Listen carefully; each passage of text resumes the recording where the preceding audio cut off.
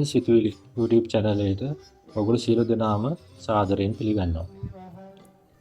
අපේ channel එකේ සමාරම්භකම video එක. ඉතින් අපේ channel එකේ අන්තර්ගතයට අදාළ වෙන නමක් තමයි අපි තෝරගෙන තියෙන්නේ. ඉතින් මේ වහල් භාවය කියන එක මොකක්ද කියන එක අපි සාකච්ඡා කරන්න වෙනවා. අපි උපදිනකොටම මේ යම් වහල් භාවයකින් අපි උපදිනවා. ඒ කියන්නේ කෙලස් වහල් භාවය පිළිබඳව අපි උපදින්නේ විදිහටමයි. ඉතින් එතකොට මේ වහල් භාවයෙන් මිදලා නිදහස ලබන ආකාරය තමයි අපේ බුදු පියාණන් වහන්සේ දේශනා කරලා තියෙන්නේ. ඊට අමතරව අපි ඉපදිලා යම් කාල සීමාවකින් පස්සේ අපි ලොකු වහල් භාවයකට ආයෙත් පුදුර වෙනවා පාසලෙන්. පාසල් අධ්‍යාපනය තුළින්. ඉතින් ඒ වහල් භාවය තුළින් අපි කායික වහල් භාවයකටත් පත් වෙනවා. ඉතින් ඒ කායික වහල් භාවය අපි මියන තුරාම ජීවිත කාලය පුරාම අත්විඳිනවා.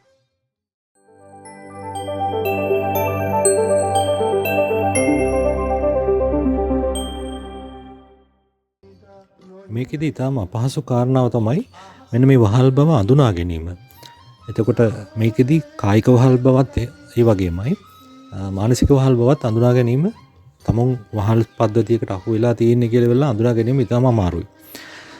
මේක තමයි අපි සියුම්ම අධ්‍යයනය කරලා අඳුනා ගන්න ඕන. එතකොට මේකෙදි ඔය කායික වහල් බවට එරෙහිව අපිට බොහොම පෙනෙන වෙනසක් කරපු කෙනෙක් තමයි ඔය ඉබ්‍රහම් ලින්කන් ජනාධිපතිවරයා. වහල් ක්‍රමය අහෝසි කරා මුලදිම. ඉතින් ඒකෙදිත් වහල් ක්‍රමයට අහෝසි කරනවට එරෙහිව මුලින්ම නැගී හිටියේ වහල්ලුම තමයි. එතකොට ඒ කාලෙදී තිබිච්ච වාර්තාවල කියවෙනවා වහල්ලු තමුන්ගේ දම්වැල් පවා පාට කරගෙන වහල් ක්‍රමයට අනුගත වෙලා හිටියා කියලා. ඒකේ විශේෂ කාරණාව තමයි කාලයක් මේ ක්‍රමය ඇතුලේ ඉන්නකොට පරම්පරාවෙන් පරම්පරාවටත් මේක බෝ වෙලා යනවා. සහ මේක ඇතුලේ ඉන්න කණ්ඩායමට තමුන් ඉන්නේ වහල් ක්‍රමයක් ඇතුලේ කියලා තේරුම් ගන්නත් බැරුව යනවා. ඒක තමයි මේකේ තියෙන විෂම චක්‍රය.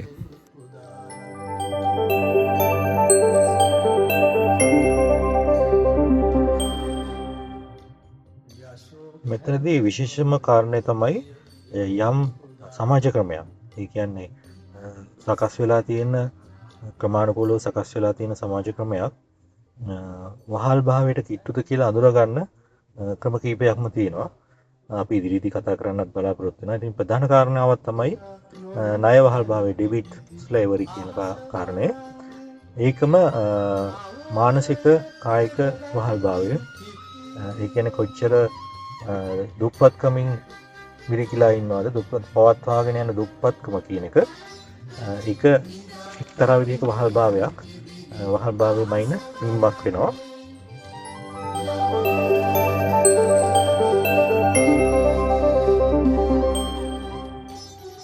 දැනට පවතින සමාජ ක්‍රමයේ ආරම්භය ගත්තොත් එහෙම 1915 දී සුදු ජාතිකයන්ට සම්පූර්ණයෙන්ම රට යටත් වෙලා ඒතකොට 1948 දී නිදහස හම්බ වෙනවා.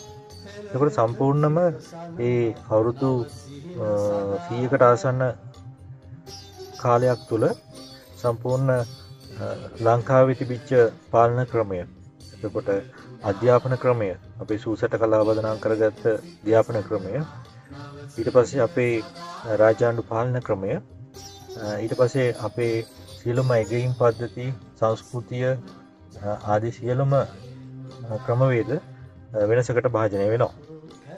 ඒකත් එක්කම ආරම්භ කරපු ප්‍රධානම දෙයක් තමයි මොනිටරි සිස්ටම් එක. ඒ කියන්නේ රුපියල් ලංකාවට හඳුන්වා දීම. ෆෙඩරල් රිසර්ව් සිස්ටම් එක, ෆෙඩරල් මුදල් පද්ධතිය හඳුන්වා දීලා ලෝකේ ඇමරිකාව විසින් ලෝකේ මේ මුදල් ක්‍රමය, විනිමය අනුපාත ක්‍රමය හඳුන්වා දීමත් එක්ක සම්පූර්ණම මේක ඒගොල්ලන්ට පාලනය කරන්න පුළුවන් ක්‍රමවේදයකට සකස් කරා. ඒ සකස් කිරීමෙන් පස්සේ තමයි මේක රටේ කියන්නේ ආණ්ඩුව කියන ආණ්ඩුවට බාර දුන්නේ. මේ ආණ්ඩුවට බාර දුන්නට පස්සේ පාලනය ඒගොල්ලන්ගේ අතේ තියෙන්නේ. නමුත් නාමිකව කෙනෙක් ඉන්නවා ජනතාවට තේරෙනවා නිකන් ජනතාව වගේ මේක පත් කරගන්නේ. ඒතර ඒ විදිහට පාලනය කරන් යන්න පුළුවන් ක්‍රමවේදයක් දුරින් ඉඳලා ක්‍රමවේදයක් හඳුන්වා දීලා තමයි ඒගොල්ලෝ මේක අතහැරියේ. එතකොට මේ හඳුන්ලා දීපු ක්‍රමවේදයේ මේක පවත්වාගෙන යන්න ඕන.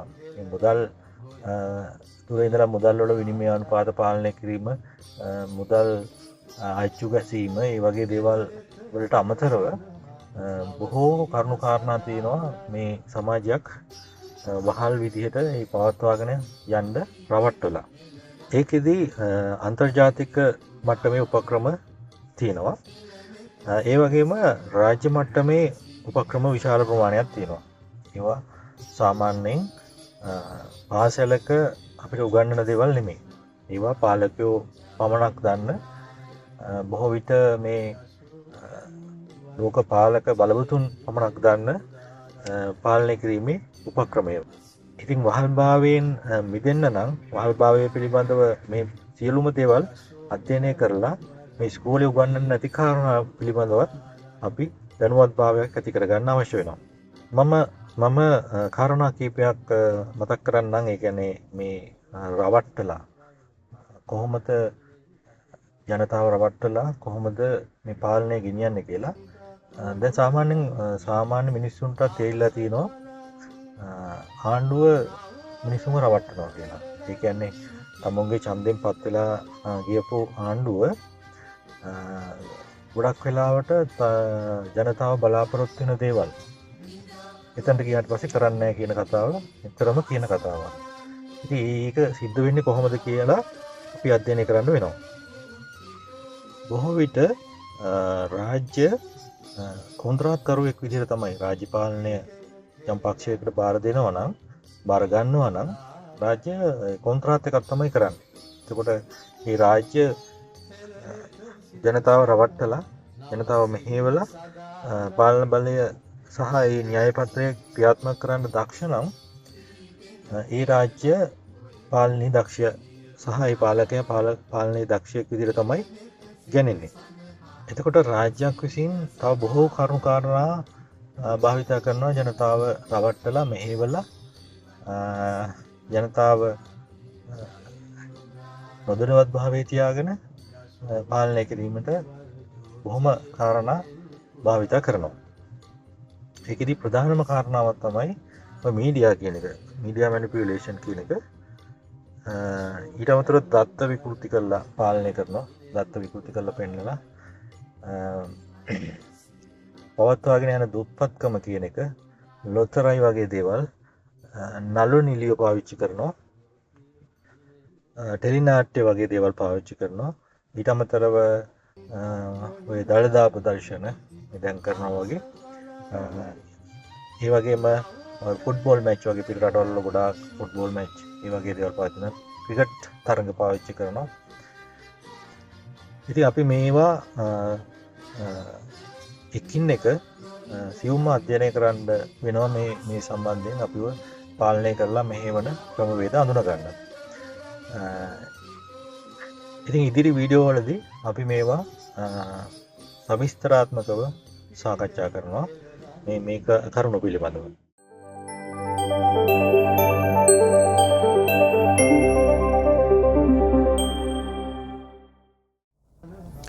එතකොට හිතවතුනි අපි මේකෙදි බලන්න ඕන තවත් කාරණාවක් තමයි පැවතිච්ච ක්‍රමය මොකක්ද? දැන් මේ වෙනස් වෙලා තියෙන විදිය මොකක්ද කියන එක. ඒකෙදි අපි හොයාගෙන යන්න ඕන අපේ තිබිච්ච පැරණි පුරුෂාර්ථ මොනවද සහ මේවා වෙනස් වුණේ කොහොමද කියන එක. එතකොට ඒක ඉදිරි වීඩියෝ වලදී අපිට කතා කරන්න පුළුවන්. ඒ වගේම තමයි අනිත් කාරණය අපි මේ කතා කරන දේවල් පවතින රජයකට විරුද්ධවද අපි කතා කරන්නේ. එතකොට පවතින රජයක් මේකට වගකිය යුතුද කියන කාරණාව. ඒකත් අපි ඉදිරි වීඩියෝ වලදී කතා කරන්න බලාපොරොත්තු වෙනවා. එහෙමනම් අපි යා යුතු මගක් සකස් කරගන්න ඕන. ඒ යා යුතු මග මොකක්ද කියන එකත් අපි ඉදිරියේදී කතා කරන්න බලාපොරොත්තු වෙනවා. එහෙමනම් හිතවතුනි අපි තවත් වීඩියෝ එකකින් හමු වෙනතුරු ඔබ සැමට ආයුබෝවන්.